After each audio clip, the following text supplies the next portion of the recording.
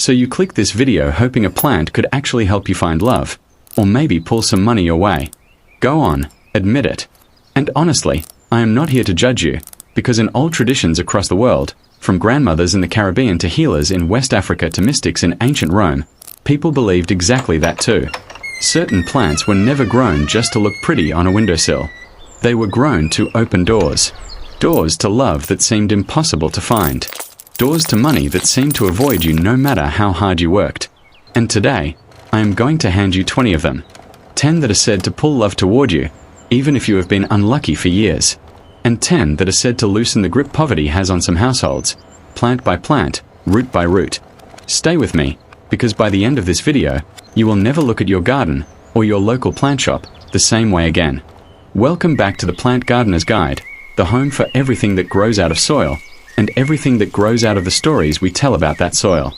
If you're new here, hello, pull up a chair, because on this channel we don't just talk about watering schedules and pot sizes. We dig into the myths, the rituals, and the quiet beliefs people have passed down for generations about the plants sitting right there in their homes. If you've been here before, welcome back. You already know we don't do boring plant facts. Quick note before we begin. This video is split into two halves. The first 10 plants are all about love, drawing it in, mending what's broken, keeping it once you found it. The second 10 are about money and wealth, plants people have grown for centuries hoping to loosen poverty's grip on a household. If love isn't why you're here, feel free to skip to roughly the halfway mark for the money section. But I'll be honest with you, a few of these stories overlap in ways you won't expect, so staying for both might reward you more than skipping ahead. Before we dive in, if you're new here, think about tapping that subscribe button. It costs you nothing and it helps this channel keep telling these stories. And if any plant on this list surprises you, drop it in the comments. I read every one. Alright, let's get into the plants people have turned to for centuries when their heart needed help. Plant 1. Red rose. We have to start here, because leaving the rose off a love plant list would be like leaving water off a list of things you need to survive. But here's what most people don't know. The rose wasn't always the polished, symmetrical flower you see in flower shops today. The wild ancestors of our modern roses were smaller, messier, thornier things, and yet they were already being noticed thousands of years before anyone thought to breed them into something prettier. Why? Because even in their wild form, they carried something rare, a dense cluster of fragrant petals that nothing else in the forest quite matched. Ancient Rome scattered rose petals at weddings, not as decoration but as a blessing, a way of asking the gods to bless the marriage with the same abundance the rose showed in its blooming. Sufi mystics centuries later took it even further, calling the rose a symbol of divine love itself, love so complete it connects the human soul to something greater. And there might genuinely be something to the scent itself. Researchers studying floral aromas have linked certain flower scents to a small rise in oxytocin, the same hormone your brain releases when you bond with someone you trust, which may be part of why a bouquet of roses has quietly nudged so many first dates in the right direction over the centuries. If you're growing roses for this reason, tradition says red is for passion, but don't ignore the softer pink varieties either. Many old practices link pink roses to gentler, more lasting affection. Either way, if you've been waiting for a sign to finally bring love back into your life, this plant has been that sign for longer than almost anything else on this list. Plant 2. Jasmine. The word jasmine comes from the Persian word yasmin, which translates to gift from God. Sit with that for a second. An entire flower, named not for its color or its shape, but for the idea that it was something divine, handed down. Jasmine only fully releases its strongest scent at night, which is exactly why older traditions treated it as a plant of intimacy and quiet connection rather than loud, public romance. In Hindu ceremonies, jasmine garlands have wrapped around couples during weddings for well over 1,000 years, and in parts of India, the flower is still offered to deities associated with union and harmony. Its scent has genuinely been shown to trigger a calming response in people who inhale it, easing tension in the body before you've even said a word, which means long before science explained why, people already sensed jasmine had the power to soften a room and soften the distance between two people struggling to talk to each other.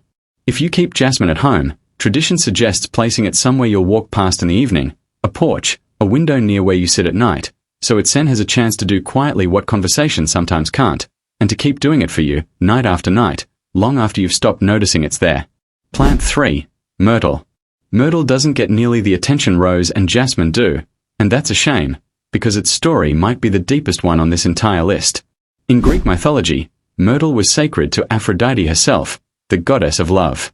She was often depicted wearing a crown made from its leaves, and myrtle trees were planted directly inside her temple gardens. But myrtle's connection to love didn't stay locked in mythology. It walked straight into modern royal history. Queen Victoria carried a sprig of myrtle in her wedding bouquet, and that single sprig was planted afterward. It grew into a full tree, and cuttings from that same tree have been included in royal wedding bouquets ever since, generation after generation. That's not folklore from thousands of years ago. That's a living plant lineage still tied to weddings happening in recent memory. To the Persians, Jews, and Arabs, myrtle also symbolized paradise itself, and its glossy leaves resist wilting far longer than most flowers, which is likely why it became attached to the idea of a love that lasts rather than one that fades after the first season. If what you're really hoping for isn't just someone to date but someone who stays, myrtle has quietly been the plant people reached for exactly for that, for longer than most royal families have existed. Plant 4. Lavender. Lavender is one of those plants people grow for the smell alone, without ever learning why that smell became so tied to love in the first place. Old traditions across Europe treated lavender as a plant of devotion, not the dramatic, fiery kind of love, but the steady kind, the sort that survives disagreements and bad days. Here's where it gets interesting. Lavender's calming reputation isn't just folklore. Studies measuring stress hormones have found that simply inhaling lavender can lower cortisol, the hormone your body produces when you're anxious or on edge. Think about what that actually means for two people trying to build something together, a plant that can quietly turn down the tension in a room before an argument even has the chance to start. In several old European customs, unmarried women would tuck a sprig of lavender under their pillow, believing it would summon a dream of their future partner. Whether or not you believe that part, the deeper idea underneath it still holds up. Love worth having is usually the kind that survives dry seasons, not just the easy ones, and lavender has been helping people get there calmly for centuries. Plant 5. Sunflower. Sunflowers seem like an odd pick for a love plant until you actually watch what they do. A young sunflower doesn't just sit still, it tracks the sun across the sky, turning its face to follow the light from morning until evening. That single behavior is the entire reason sunflowers became linked to devotion. Think about what that really means as a symbol. It's not chasing something new every day. It's continually returning its attention to the same source, day after day, without fail. Old folklore latched onto that loyalty and turned the sunflower into a gift for long-term partners, for soulmates, for people who've chosen each other again and again rather than just once. If you're someone hoping to attract a love that's steady rather than a whirlwind that burns out in weeks, sunflowers planted where you'll see them daily are said to reinforce exactly that kind of quiet, consistent devotion, the kind that's still there long after the excitement of something new usually fades. Plant 6. Vervain. Now we are getting into the plants most people have never heard of, and vervain might be the most fascinating one on this entire list. It carries a nickname from medieval times, the enchanter's herb, and it earned that name honestly. In ancient Egypt, legend claimed vervain first sprang from the tears of the goddess Isis. In Christian folklore, it was said to have been used to treat wounds during the crucifixion, which is part of why it picked up the name holy herb in later centuries. But its connection to love runs deeper than most people realize. In ancient Rome, brides wore vervain wreaths for good luck on their wedding day, and it was considered such a powerful aphrodisiac in medieval Germany that it found its way into love potions across the region. There's an old belief tied to vervain that I find genuinely charming. It was said that if you wanted to win someone's heart, all you needed to do was rub vervain into your palm before touching theirs. Simple, almost too simple, but that simplicity is exactly why so many old love traditions favored it, and exactly why it stayed on lists like this one for thousands of years. Sometimes the smallest gesture is the one that actually opens the door. Plant 7. Damiana. Damiana comes from Mexico, and it carries one of the more direct reputations on this list. Older herbal traditions across Central America treated it as a powerful plant for passion and romantic energy, often worked into rituals meant to awaken attraction rather than just gently invite it. What's interesting is how damiana was traditionally used. It wasn't just grown and admired from a distance the way roses often are. It was steeped into baths, worked into oils, carried close to the body. That physical closeness in the tradition tells you something about how people understood its power, not as a passive symbol sitting in a vase, but as something meant to be lived with directly. If lavender represents the slow, steady kind of love, damiana represents the spark that gets things started in the first place. The plant people turned to when what they needed wasn't patience, it was courage. Plant 8. Catnip. I know what you're thinking. Catnip, the plant that makes cats lose their minds, On a love list? Stick with me, because the folklore here is genuinely charming. Catnip has long been associated with the goddess Freya in Norse tradition and with Aphrodite herself in Greek practice, both goddesses tied directly to love and beauty. There's a specific old custom involving catnip that I think deserves more attention than it gets. Someone would hold a sprig of catnip in their closed hand until it warmed from the body heat, then clasp hands with another person, believing this created a bond of lasting friendship or affection between them, so long as that original piece of catnip was kept safe afterward. It's a small, tender ritual, warming something in your own hand before sharing it with someone else, almost like the plant becomes a stand-in for your own care and attention. Catnip was also traditionally hung over doorways to invite good spirits and easy laughter into a home, which feels like exactly the kind of energy you'd want present the next time someone new walks through your door. Plant 9. Violet. Violets are small, easy to overlook if you're not paying attention, and that might be exactly the point. Old traditions across Europe linked violets to gentle, faithful romance rather than anything loud or dramatic. Violets were used in healing rituals for heartbreak specifically, given to people recovering from a relationship that ended badly, believed to bring peace back into a heart that had been bruised. There's something worth sitting with in that detail. Not every plant on a love list is about attracting someone new. Some, like violet, were traditionally about healing first, about closing a wound before opening yourself up to anyone else. If you've been through a rough breakup recently, older traditions would tell you violet belongs in your home before rose does, because the love you're hoping to find next tends to land a lot softer on a heart that's already had the chance to heal. Plant 10. Periwinkle. We are closing out the love half with periwinkle, and its old nickname alone tells you everything: sorcerer's violet.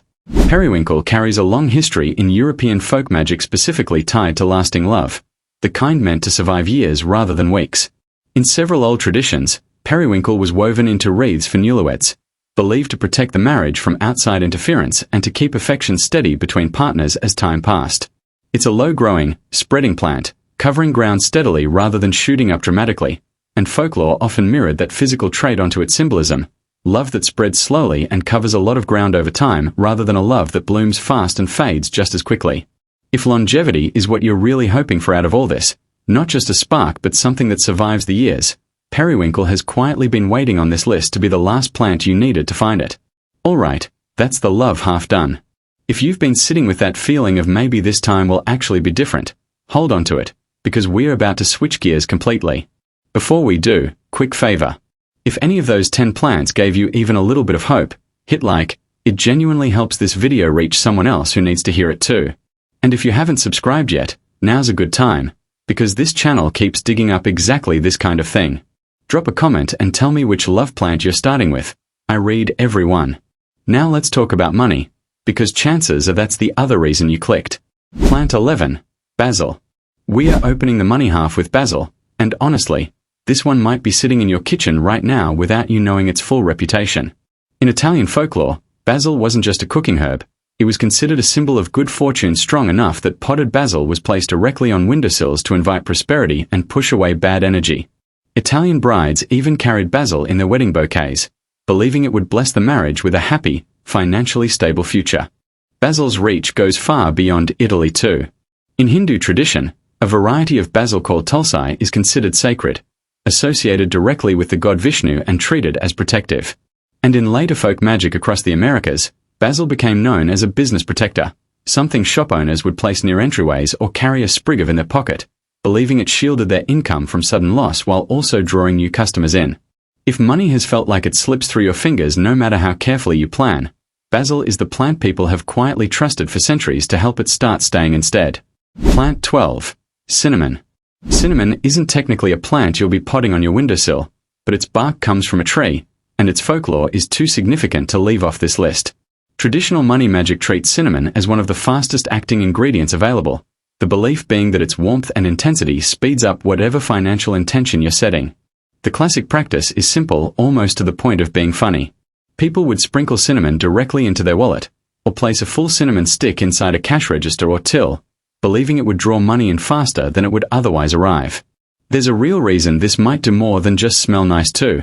Cinnamon scent has been linked in research to sharper alertness and quicker reaction time, meaning the plant may have been giving people a small mental edge in financial decisions long before anyone understood why. If you've been waiting for things to speed up, for a raise, an opportunity, a A turnaround. This is the plant tradition says was built for exactly that kind of urgency. Plant 13. Mint. Mint grows fast. Anyone who has planted it in an open garden bed knows this almost too well. It spreads aggressively if you don't contain it. That single trait, rapid, uncontainable growth, is exactly why old traditions turned mint into a symbol of quickly multiplying wealth. The most common practice tied to mint involves keeping a few leaves directly inside a wallet or purse, the belief being that money won't just sit there, it'll actively grow the way the plant itself grows. There's actual research behind mint's sharper reputation too. Peppermint specifically has been shown in cognitive studies to genuinely improve memory and boost alertness, which matters more than people realize when you're the one making the financial decisions that decide whether money grows or disappears. If your finances have felt stuck lately, more going out than coming in, mint has been the plant people turn to specifically to break that stall and get things moving again. Plant 14. Bay laurel. Bay laurel carries one of the more prestigious histories on this entire list. In ancient Greece, it was tied directly to Apollo, the god of light, reason, and clarity, and it's precisely why victors in Roman competitions were crowned with laurel wreaths. Victory, success, achievement, bay laurel sat at the center of all of it.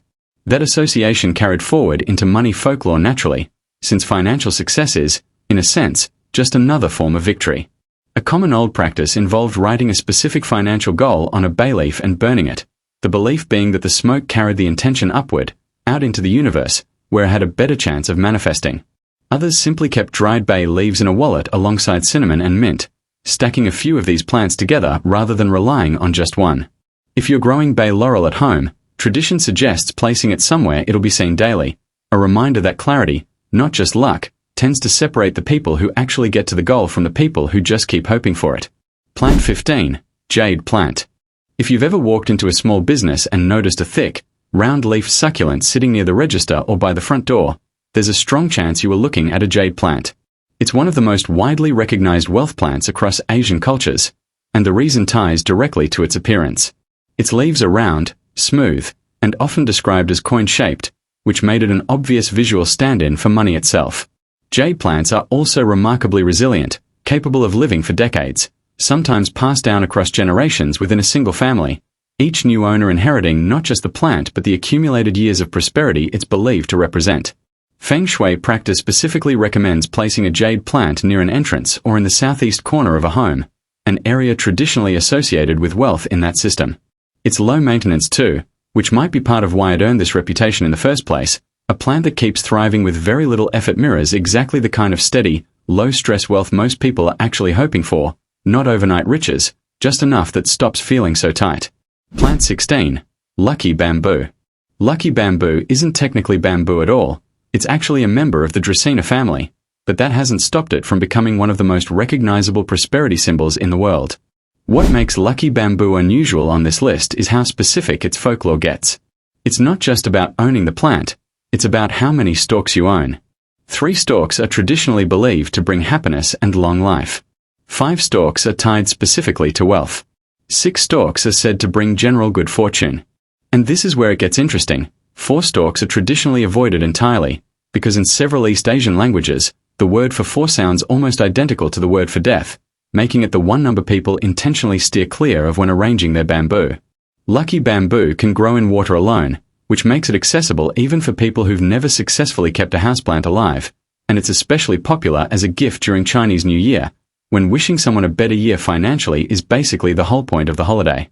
If you're starting from nothing but hope, this is one of the easiest plants on this list to actually keep alive while you wait for that hope to pay off. Plant 17. Money tree. The money tree has one of the most charming origin legends on this entire list, and it's worth telling in full. According to the story, a poor farmer in Taiwan was struggling financially and prayed for help. Soon after, he came across a strange, unfamiliar-looking plant. Rather than ignore it, he took cuttings, grew more of them, and began selling the plants he'd propagated.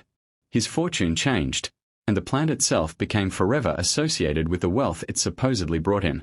Money trees are traditionally sold with their trunks braided together, and tradition is oddly specific here too. 3 to 5 braided stems is considered lucky, while 4 is avoided for the same reason lucky bamboo avoids it. The leaves grow in clusters, and if a money tree produces a leaf with 5 or more fingers rather than the usual number, that particular leaf is considered an especially strong sign of incoming luck. What I like about this plant story is that it didn't start with someone who already had money. It started with someone who had nothing but a prayer and the willingness to notice something unusual when it showed up, which honestly might be the whole point of this entire list. Plant 18. High John the Conqueror root.